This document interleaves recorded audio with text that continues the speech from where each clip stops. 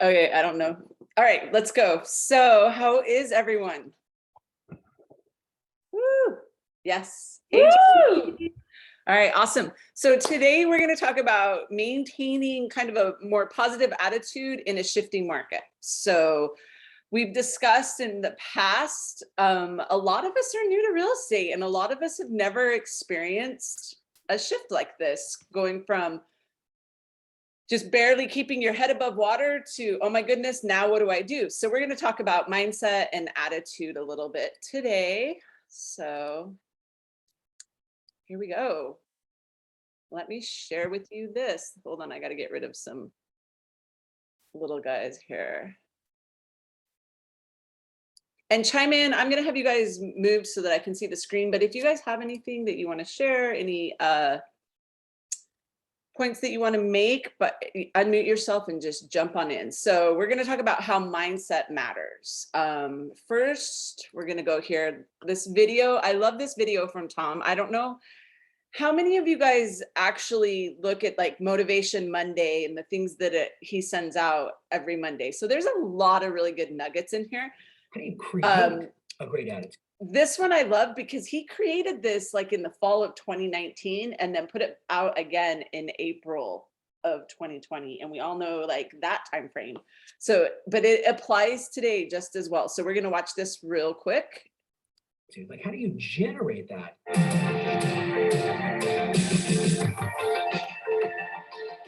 Hey, welcome to the Tom Ferry Show. Today, I want to ask you a question. Has there ever been a day this year where you just didn't feel like doing your job?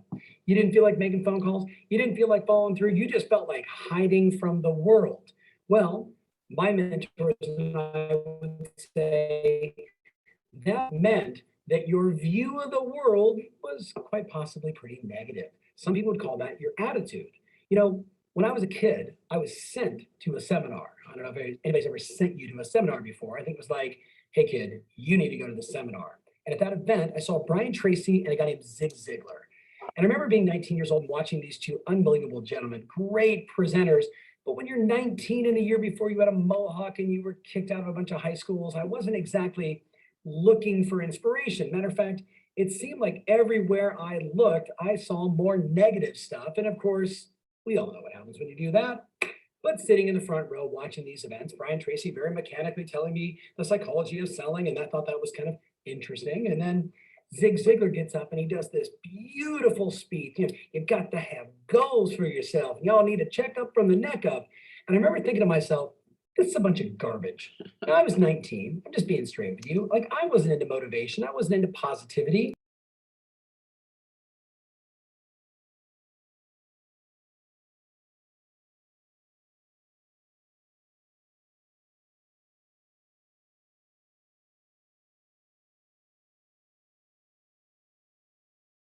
Can you guys hear him? I can't hear him anymore.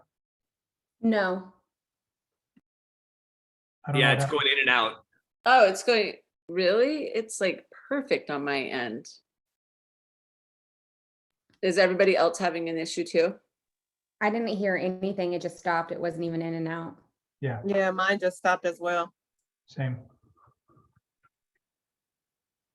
All right, well, we will pivot. So Tom goes on to talk about having a good attitude and how we can create that good attitude, right? So let me collapse this down a little bit and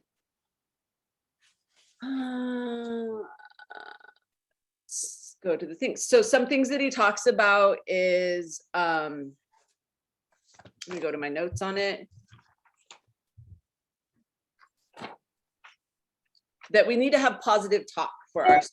So how many of you guys out there, I'm going to stop sharing my screen for a second.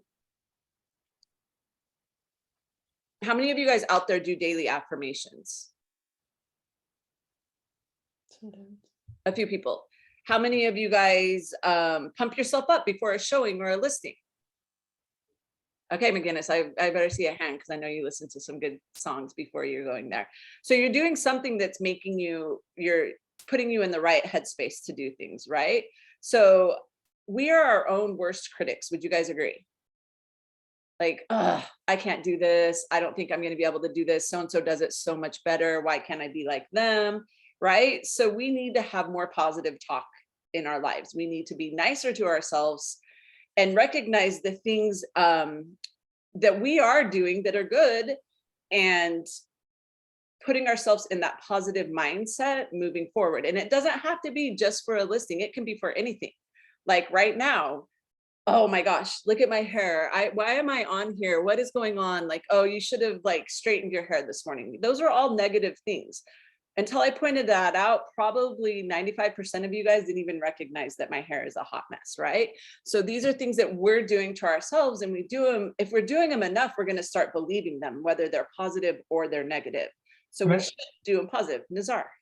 I was just gonna say, like, I like to have analogies, right? And so I joined this pickleball league, and so I play competitively now, and it's been a lot of fun. What's interesting about that is that when you're just playing rec play, where it's doesn't count, then it doesn't matter if you mess up; it's not a big deal, right? Similar to when we role play.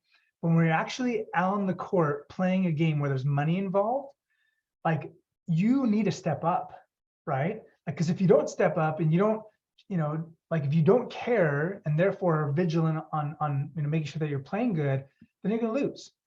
And so in life, where are we at? Are we rec playing our business, or do we have it where we are on the match when it actually counts? And sometimes I think we go through the motions of like, oh, I'm just checking these boxes. I've signed up for an open house, or I've knocked on a door once, and all these different things. We're like dabble in a couple of different things. We're not motivated. We're not focused. And with that comes a lot of instability. And as Christina was saying, when you're going through this time, and if you are not absolutely methodical on the approach you're going to take with real estate and the goals that you have and where you're at with those goals, you are going to fail. It's just that simple. And so, when you think about mindset, it's, how do you perceive yourself working in real estate, right? Do you just kind of say, because I remember I've done this before, where I'll do an open house just for the sake of doing the open house, just because I said that I was going to, and because my client wanted me to have it open.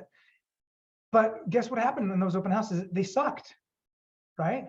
But if I spend the time and energy and my focus, my mindset is that I'm going to meet either a buyer or a seller that's motivated at the open house, then, and it just starts with my mind, then guess what happens? Then my mind says, well, wait, Nazar, if we're going to meet a client there, if we're going to meet a prospective seller there, then we might want to do a little bit more homework, right? We might want to know exactly what's happening in that community, what's happening in, how many homes I've sold, how many homes are available for sale, what's the average days on market, like have all that data about specifically that community, and then obviously as a city as a whole. And if you have that information, then when you come, you just naturally become more prepared, right? And so when that prospective buyer comes in or prospective seller comes in, asks you questions, guess what? You are already in game mode, right? You are already playing to win instead of just playing for fun. How many times have you guys done that? Raise your hand if you have not prepared for an open house, or not prepared when you go door knocking, or not prepared for work, and you just go and wing it. Who's done that? Nazar, can I share a story real quick? If you must. Oh, Ew! Oh, you're lucky I'm not there. Okay, anyways, real quick though, like, I was talking to Sharice, I think about this, or Christina yesterday, and even just showing up right now though is very important, because I feel like some agents right now, because of the shift, aren't showing up, and I'm not proud to admit this, but I did an open house a few weeks ago, and I just showed up. Okay, I had it was last minute. I wasn't supposed to be there, but I got canceled on for a listing appointment, so I ran over to this open house.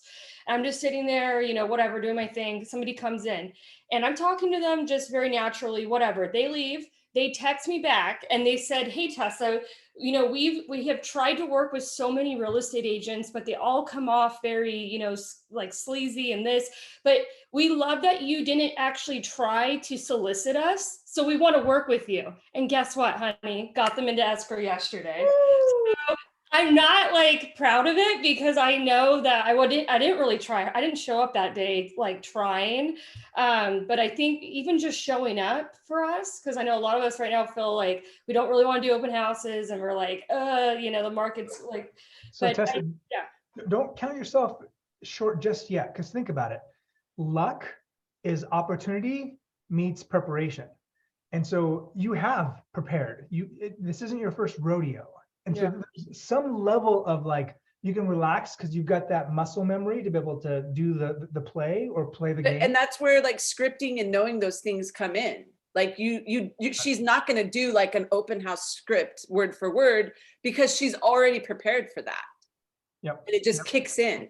But so like, there's that preparation of Yep. actually getting yourself ready, but then there's also the preparation of the knowledge of the neighborhood. There's also the preparation of going and door knocking that neighborhood before the open house, ideally 1 or 2 days before, and inviting those people to come to the open house.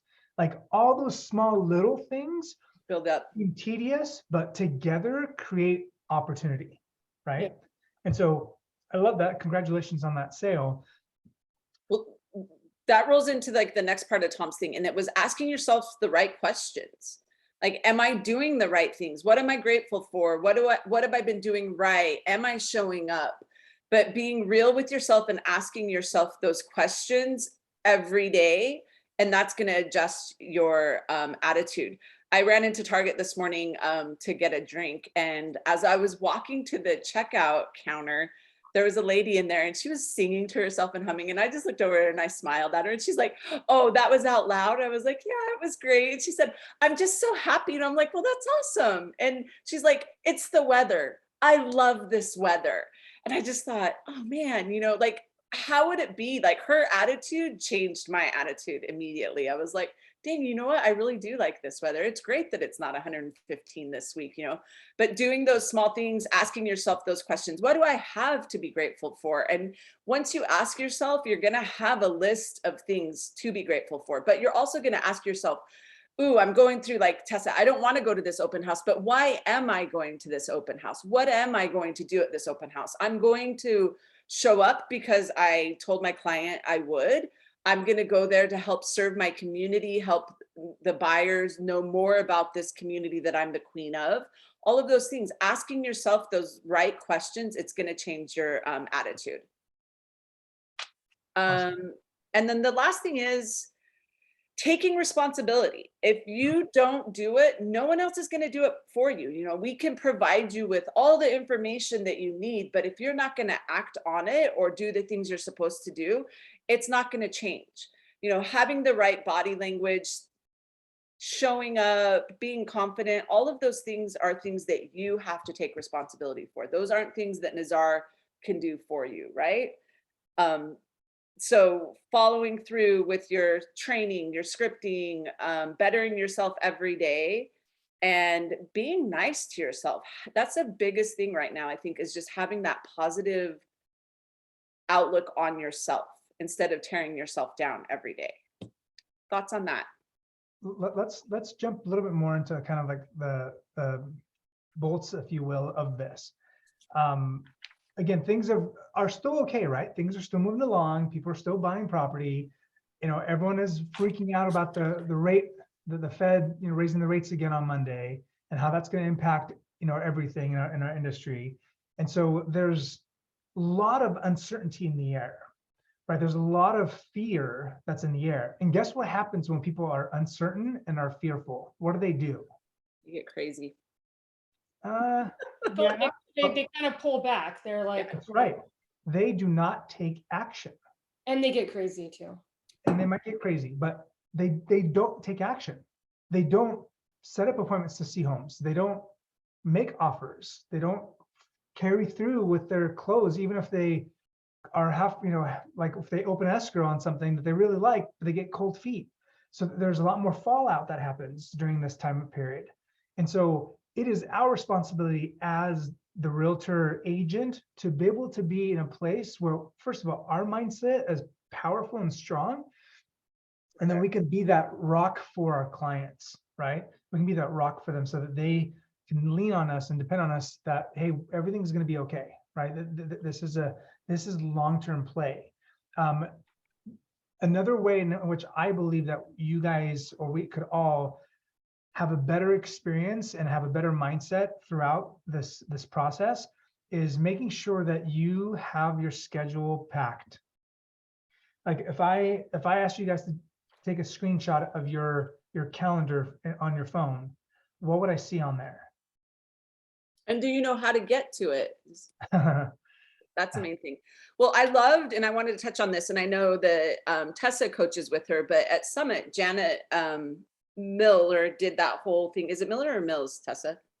It's Miller. Yeah, she did the whole thing about setting your schedule, and Rochelle and I were talking about having a little, mastermind class on it next week, but making sure that you have your schedule set and maintaining that consistent schedule.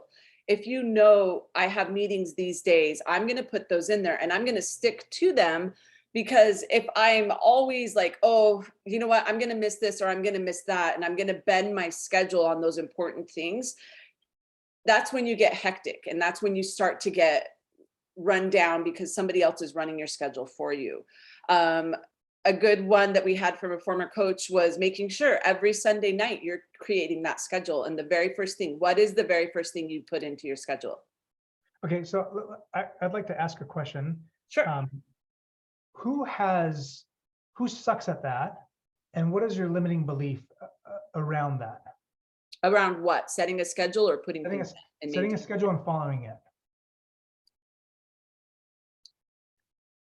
I'm going to say everyone sucks at that. Well, except for Shauna. Look at her schedule back behind her. She's good at that. And she reminds me of calendar things. But other than that. So I'm like really bad at it. It's been one of the hardest things for me to you get it adjusted to, because I don't know why I'm super ADD and I'm just like, I like to just, If you're in that boat with Tessa and you got ADD and you're just scatterbrained everywhere, there's a thing called Adderall you can take. Yeah, but some people won't share it. If you don't want to take drugs to be able to have more, focus, that's fine.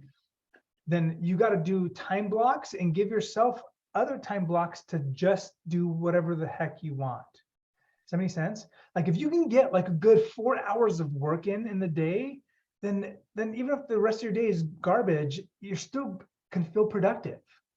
Does that make sense? And so, Tessa, for you, you're an early morning riser like me. I wake up at 4:30 every morning. And so my first morning routine is super, super important to me. Like by 1 o'clock in the afternoon, like my brain's fried. Like and by that point, like if I'm not productive, like I don't care, because I've like been hardcore for those hours.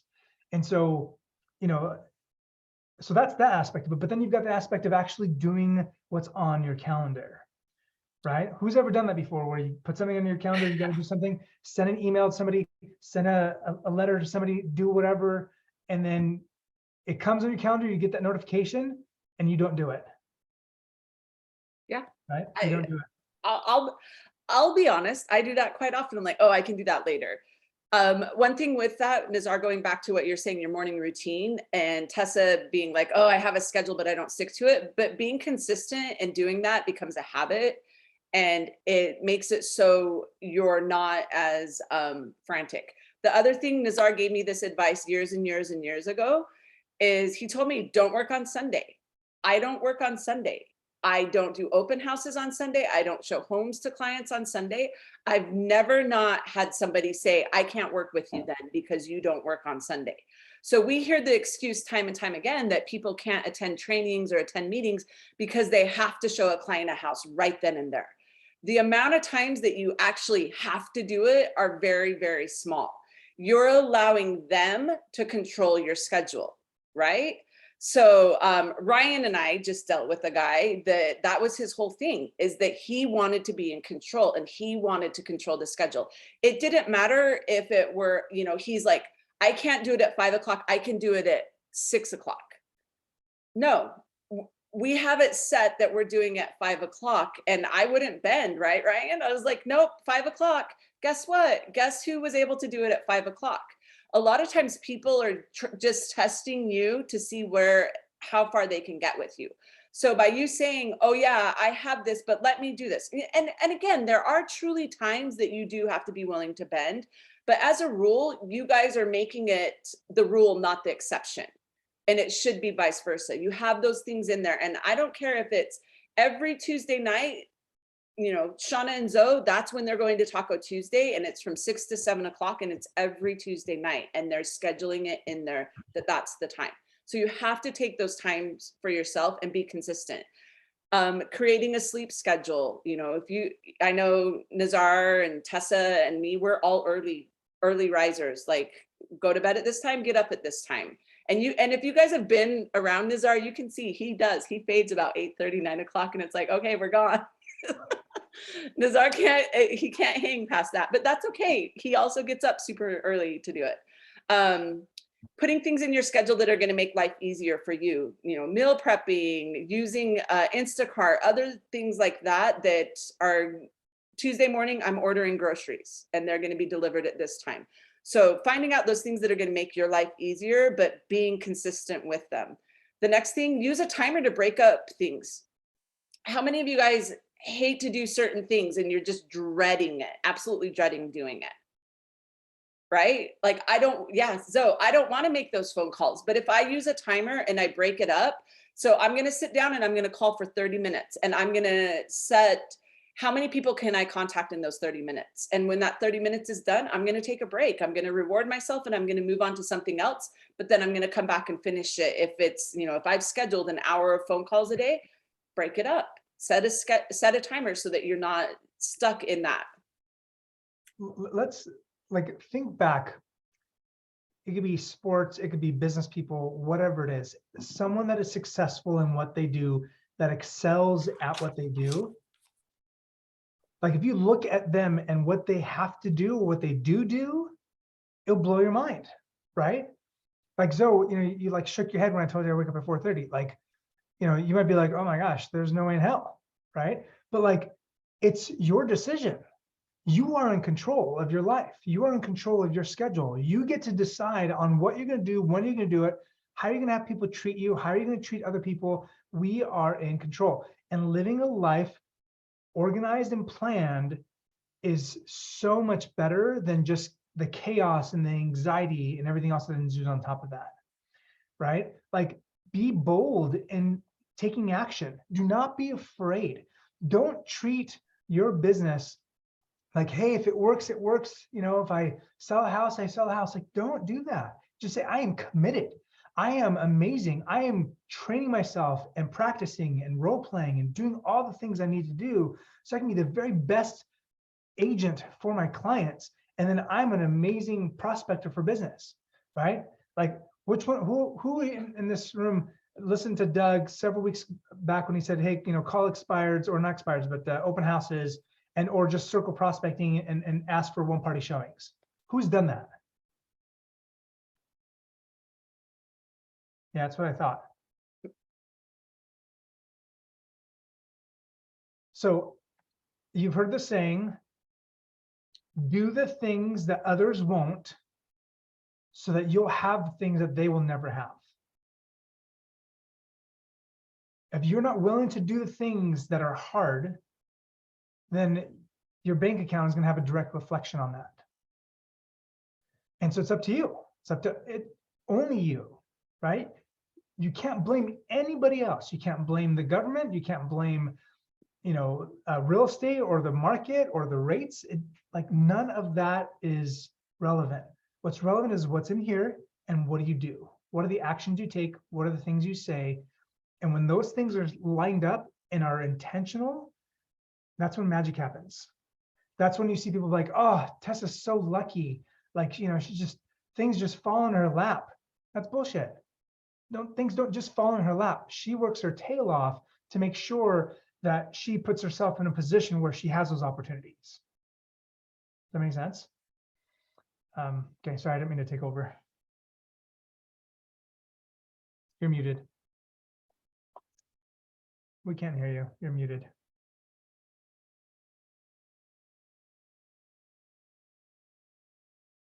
I was just cursing Nazar, so I had it muted. No, it was perfect. This goes into it, like expanding your knowledge. Is Tyre on here? No. My favorite thing is Tyre will ask me a question and 9 times out of 10, I Google it and just copy and paste the Wikipedia answer or something else. And he's like, you're so smart. I call you Google. I'm like, well, that's funny because I go to Google. You guys, it's your responsibilities to go out and find that thing. If there's something you want to know more about, if you see somebody excelling in a certain way, find out, how are they doing this? Let me go to YouTube. Let me go to, Tom Ferry has a great amount. And today's meeting is not sponsored by Broke Agent Media, but they are a great, spot for resource and knowledge. So we have Andy, like if you want to know how to build your digital brand and do things, find out. These people, like real estate is such a great community where everybody is willing to help you and show you how to do things. If there's somebody that you like, send them a message and be like, hey, can I pick your brain? Can I give you a call? Most of the time they're going to say yes. But just, I did a quick Google and here we go. I found how to build a massive digital brand. And this is a great podcast that he did, talking about, from his beginning and how he got to where he is and what he does. And he shares a lot of great information. So find that what you're interested in. Go ahead. Everyone commutes a lot, right? Showing Mhm. property, whatever, to get to work. Who listens to music on that ride? Okay. Who listens to like radio, like talk radio? I've scheduled the amount of talk radio I can listen to. Okay. Who listens to podcasts? Okay. Like you guys, in that 20, 30, 40, 50-minute drive that you have, you could listen to music and have fun and just kind of space out, or you can take that opportunity to pretend you are in a college classroom being educated by someone that's extremely smart, talking about whatever topic you want to learn about. Like we have in our fingertips access to thousands and millions of topics, niches, right? When you go to YouTube and you're like, how to yada yada, right? Like I just bought a new Mac because mine was breaking down and I wanted to know how to like get this and go back to factory reset. I was trying to Google it, couldn't find it. Went to YouTube, like this freaking, some dude from the other side of the country is like, this is how you do it. And I'm like, cool, step 1, step 2, step 3, done, right? Like you have to be resourceful. When you when your clients are like, hey, I'm looking for this or that, be proactive and educate yourself. Don't be like, well, I didn't know, or I don't know that. Like learn, right? If you're going to a new area or, if there's like a new subdivision or community that your client is interested in, like go dive deep into that. Dive deep into that area, find out what what's good, what's bad, and everything in between, and then disseminate that to your clients. And by doing that, like you provide a massive amount of value, which ultimately is going to return back to them saying, wow, like I don't get any of this from the other people that I work with. Because if you guys think that when you're talking to a buyer, that they're not talking to other agents, like you're hallucinating. Right? They are talking to other agents. Either they have family that are in the business, or whomever, coworkers. Everyone is giving them advice. And if you can't be that person that is confident in the things you know and you say, then they're not going to trust you. And if they don't trust you, they might like you, they might know you, but if they don't trust you, they're not going to listen to you. Right? And it's going to be a very, very hard transaction. So like as we started in the very beginning, Christine was talking about mindset. Like it all starts from there. What do you want? What is your limiting belief of what you can't do? In fact, I would like you guys to do that if you can. If you're in front of a computer, obviously you should be. I want you to send me a screenshot, or not a screenshot, in the chat box. Say, what is it that you are afraid of? Specifically when it comes to business, what are your biggest fears? Go ahead, take a minute to now you can send it directly to me, or you can just put it in the, for everyone to see. I think everyone to see would be better, but so write in there real quick for me. What is your biggest fear? So right now I know that a lot of people are when I go through the CRM, I see a lot of texting or emailing, but not phone calls. Like that seems to be a huge fear of ours, is making those phone calls. So this, if you guys haven't looked at this, Tom Toole, this is a great video, and he breaks it down and goes over, you know, like That- what you should have, what you should do. But again, that is a simple, you know, search of how to make phone calls, or of getting over fear of making a phone call. who's ever heard of the word telephobia? We have it. That's the phobia of making phone calls, talking to people. Let's see here. So Ryan McGinnis says, cold calling, I don't like people that aren't nice to me. I get that. No one likes it. No one likes it. No one likes being, you know, rejected, right? What are some ways in which you can turn that around? What do you think? How can you change that conversation in your head around so that it could be actually useful and beneficial to you? I mean, I could just do it. Sorry, can you repeat yourself? Couldn't hear you, Ryan. Oh, I said I could just do it. Yes, that's the action though. We need to talk about the thoughts in your head. You What are you the can thoughts in change your head? the message, the approach. So it's not about taking a listing or making a commission. It's really more about what's the compelling information I'm going to be sharing with this person today. You know, it's got to be compelling, and then you have a great reason to call, and you'll have a higher success rate when you do call. So I don't know if I shared this video with you guys in the past, but there's this guy that went around New York or some metro area where there's like a whole bunch of bums, and he had a whole bunch of money in his hand. Did I share that video with you guys? So this guy has like a grip load of money in his pocket. Actually, it's not in his hand, and he would just walk down the street. And if any bum came up to him and said, "Hey, do you have some money and I need some money?" He'd bang out, like he'd pull out of his wallet, like literally, like, you know, tons and tons of money. I don't remember if they were dollar bills or $20 or $5, whatever it was, but it was a grip load. And then he like looks at them and says, "How much do you need? Or how much do you want?" And then, you know, that was like something that a normal bum wouldn't hear from a perfect stranger. And they'd be like, $5. And I'm like, okay, and take out the $5 and give it to him. And then he'd do that over and over and over again. And the point he was making is that, listen, if someone said, "I want it all," I would have given them all. But he was like, it was so surprising that no one would ask for it. No one would ask for it. So you guys, when you're dealing with life in general, like, don't be afraid to like be like, "Hey, I want to be bold." At the summit, do you guys remember those that were there? When that Phil Jones guy like had this book, he's like, "Hey, you know, who wants this book?" What? He said he had 2 books. Yeah, he had 2 books. He's like, "Who wants these books?" And most people were like, "Me, me, me, me." And then 2 freaking crazy people like ran up on stage and grabbed the book and took it down. Now, my initial thought was, those people are idiots, they're dumb, but guess who has a book and who doesn't? That's right. So like, don't be afraid to go and get it. Don't be afraid to have that conversation. Ryan, when you're going to the door or when you're talking to people on the phone, you are giving them something of value, right? If you're not, don't make the phone call. But if you're going to give them something of value and they don't want it, it's just the same as me saying, "Hey, I have $100 for you. Do you want it?"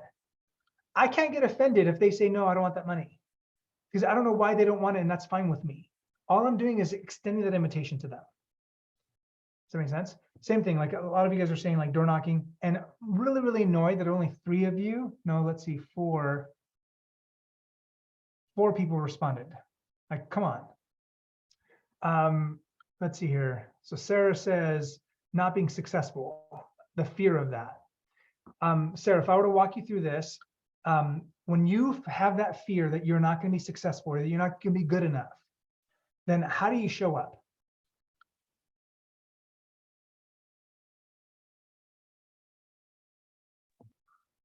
I still show up and I'm still doing all Okay. the things. But how do you show up though?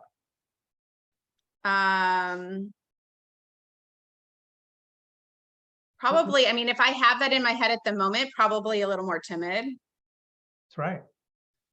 That's right.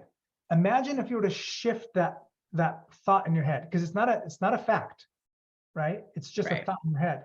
So if you can change that thought in your head from I'm not successful enough or I'm not good enough to I am extremely successful and I am amazing and I am good enough. How would you show up to your conversations when dealing with a buyer, seller, investor, anybody? How would it be different? Stronger, more more positive. Yeah, you guys, when we're that way, energy is felt by other people, right? People can feel that like emanating from you. They can also feel fear. They can feel anxiety. They can feel apprehension. You don't have to verbalize it. It just comes out in your tonality, your body language, how you show up. And so imagine like you can go and live life where you feel like you're not in control, which is a really crappy way to live. Or you can say, I am in charge of my life. I'm in charge of how I feel. I'm in charge of how people treat me. I'm in charge of how I treat people. I am confident. I am successful. I'm a go-getter. I'm an early riser. I am this, like all those things. And if you say that, and that's why those affirmations are so important, because when you do them and you say them and you believe them, you feel it, then you show up that way. You show up more. And when you show up more, magic happens. It's not just like hocus pocus, like it literally works that way. There's, all of us feel our own energies. And when we give, when we're like, bam, here I am, then it works. I don't have my other glasses, but I have these ones. And most people know when I put my smart glasses on. You guys realize that those aren't prescription, right? They are prescription. Oh, they are now? Yes. Oh. Both of them are. Anyway. Oh, okay. Like when I put these on, I just naturally feel smarter. I feel intelligent. I feel confident. And when I go on a listing appointment or having a meeting where I just need to be able to be a little bit more leveled up, then I put these bad boys on. So it's called Alter Ego. It's a book. Read it if you want to. Even if you don't, simple like thought is to say, okay, imagine you've got the scared little timid Sarah who doesn't believe in herself and the rock star, freaking amazing agent on this other side. So what do you think you would need to do? How can you change your persona so that you can be that person? Because it's in you, right?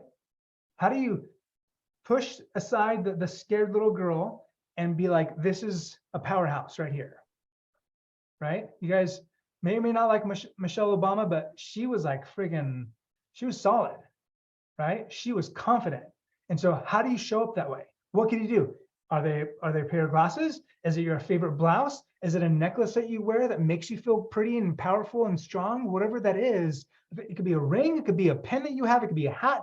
I don't give a crap. It could be your little skinny shorts that Ryan McGinnis wears. Like whatever it is, you put those bad boys on and you change your overall persona. You become that version of yourself that is amazing and wonderful and fantastic and strong and confident and all those other things. Your shorts are totally skinny. Ew, those skinny shorts are, ugh. Okay, wait. I don't have skinny shorts. I have my short's a little too tight. Yeah, but my shorts are not skinny. You guys. Here we go. This is the last thing. Wait, real quick though. Ryan, don't let him give you any crap, bro. Yeah, listen don't let him to, give you any crap. The shorter the better. Matt over there. No, Robert. Taking advice from Robert Mack. Costco. He buys his shorts from Costco. Like, who does that? Hey, if they look good, who cares? If they're short, even better. Here we go. Avoid toxic people. This is the last thing. Like, who is a toxic person? They could be well-meaning, Tessa, but have a negative attitude about your Costco shorts, Ryan McGinnis.